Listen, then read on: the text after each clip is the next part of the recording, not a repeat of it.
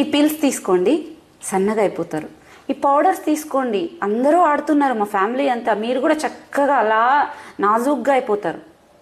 ఎవరు చెప్పారు సన్నగా ఉంటే అందంగా ఉంటారు, బాగుంటారు, హెల్తీగా ఉంటారు, లావుగా ఉంటేనే అన్హెల్తీగా ఉంటారని?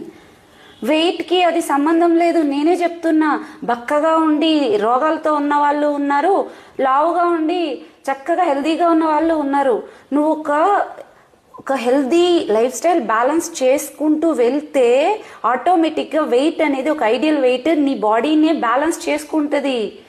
ఎర్లీగా లేవాలి, మంచిగా ఉతికిన బట్టలు వేసుకోవాలి, ఎక్సర్సైజ్ చక్కగా చెయ్యాలి, మీరు త్వరగా నిద్రపోవాలి, వేడిగా ఉన్న ఫుడ్ అనేది తీసుకోవాలి. ఇదంతా చిన్నప్పుడు చదువుకున్నాం కదా. ఎందుకు చెప్పారు? నువ్వు బక్కగా ఉంటావు అని చెప్పి అందంగా ఉంటావు అని చెప్పారా? హెల్తీగా ఉంటావు అని చెప్పారు.